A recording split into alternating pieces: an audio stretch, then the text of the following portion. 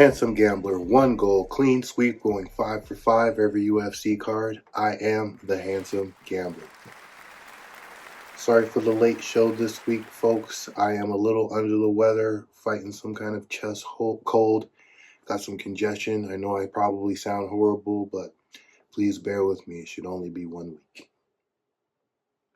This week, we are in Al Rayyan, Qatar for UFC Fight Night, Tsarukyan versus Hooker. Y'all know I love these Middle Eastern cards. It's always violence. There are always some bangers. The fighters tend to deliver because they want that Arab money. They want to cash them checks. But before you cash this week's tickets, we have to roll everything back to the recap of what was UFC 322, Madison Square Garden. Your boy killed the game. I burnt Madison Square Garden to the ground. I burnt the bookies to the ground. I went 4 of 5 on the show and 6 of 7 total picks. I only missed 1 on the night. So big ups to your boy. I cashed almost everything. Baya Sangar versus Mechanico. Power, pressure, full-time training beats a part-time fighter. Easy money. KO.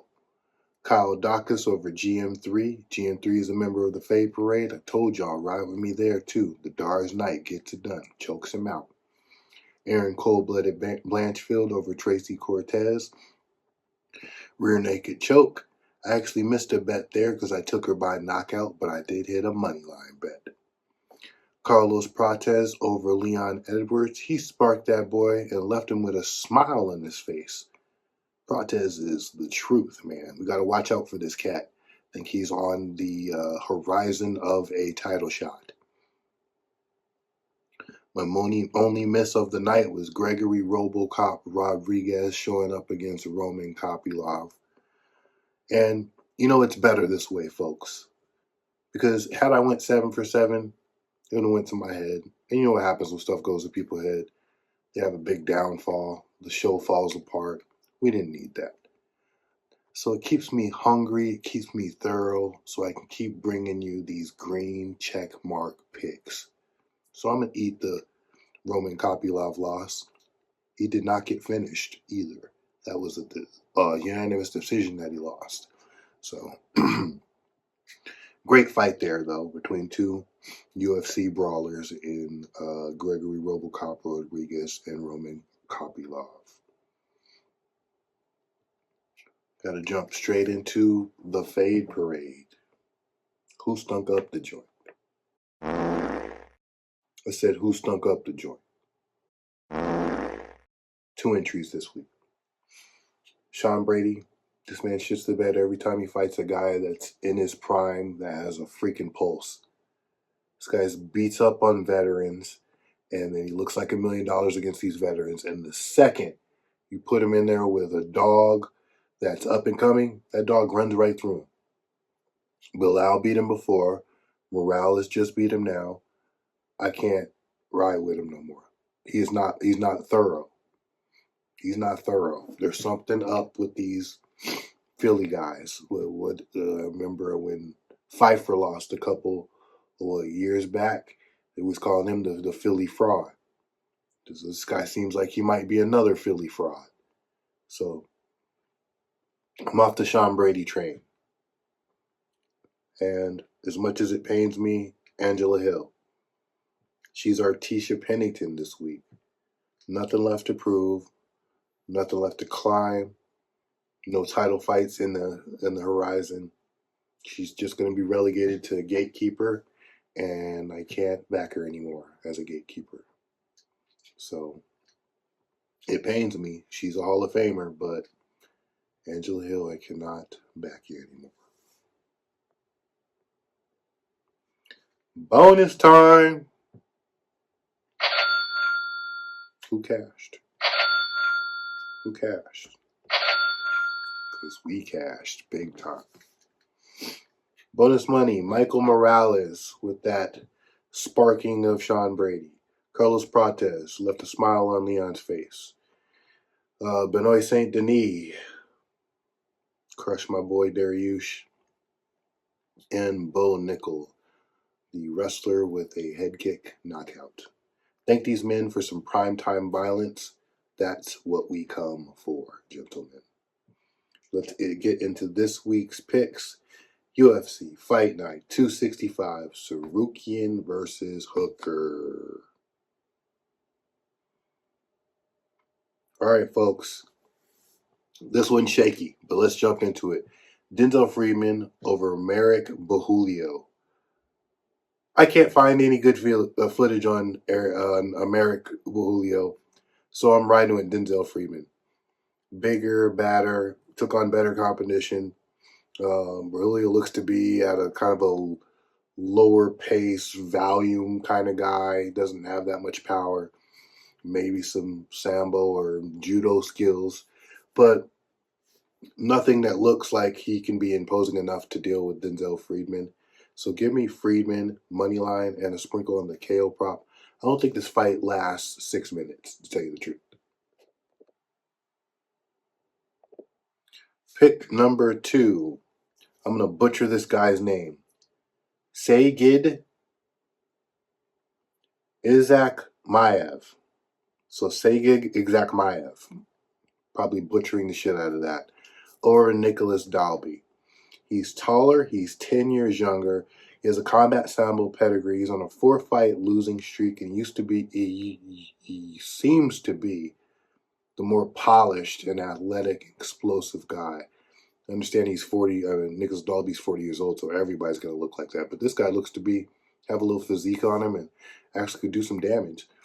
So I'm going to say Sagig money line, and that's it, because I don't know anything else about him except for he looks like a pretty imposing chap, and he should have some easy home cooking if Dalby can't turn back the clock and look like he's like in his mid-30s.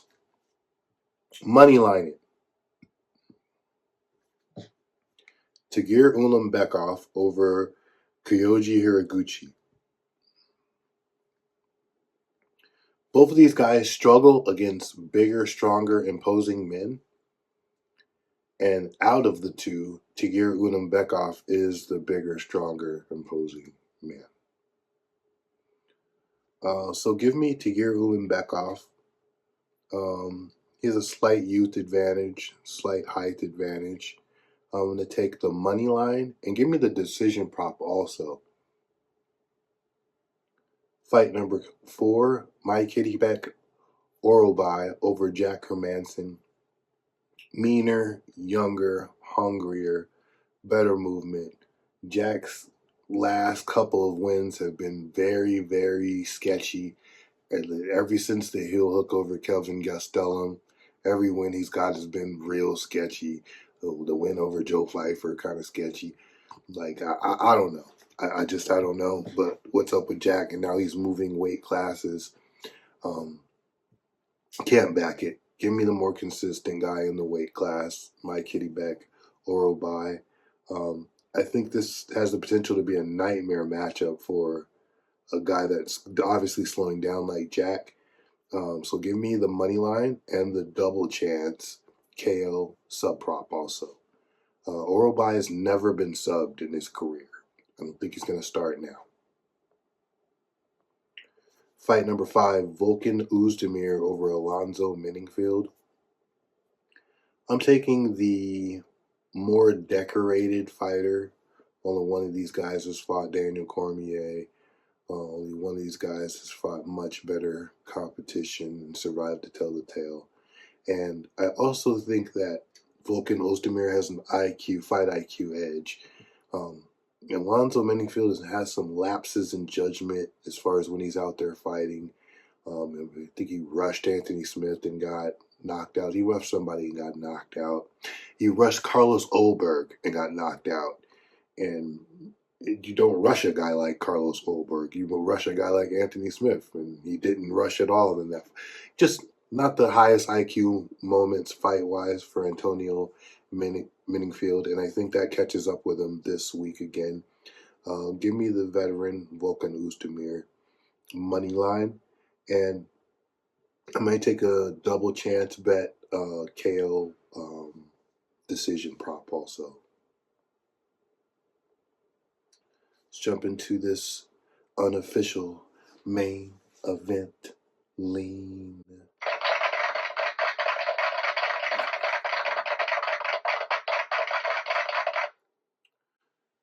Give me Dan Hooker, folks. Dan the fucking Hangman Hooker. Listen, I know I sound crazy. Sounds nuts, but hear me out. Armin's had 19 months off since we've last seen him participate in MMA. 19 months. It's almost 2 years, baby. Almost 2 years without a fight. Dan Hooker beat Mateusz Gamrot, who is the last person that beat Armin. The last win that Armin actually got was over Charlie Olives, and it was a split, so there's a potential that he didn't even win that fight against Charlie Olives. And of course, the full gambit is that Dan Hooker also beat Mateusz Gamrot in his career. MMA math says that Dan Hooker is going to win this fight. Give me the Hangman. I will take a money line bet and a sprinkle on inside the distance. Call it a hunch. Call it fate. I'm rolling with the Hangman. The world's best recap starts now. Denzel Friedman is the debuting fighter you want to rock with. More footage, better opponents, early KO danger. Sagig Ismakmaev, younger, bigger, has experience on the primetime stage, LFA experience, Sambo pressure, and a big youth advantage, 10 years. Give me the Russian. Tagir Ulanbekov, same thing, home field advantage, more imposing in an imposing matters fight. He'll have the size advantage, a grappling advantage. Give me Ulanbekov over Haraguchi. Mike Kitty Becker-Obai, he's a rising talent versus a declining veteran. I think Hermansson's in a lot of trouble. This could get bloody and bad if it doesn't end quick. So be looking for him to get some serious money because I think this is going to be a butchering. And Volkan Oezdemir over Menningfield. Higher IQ, experience, pace. Menningfield makes mistakes. That's going to catch up with him this weekend.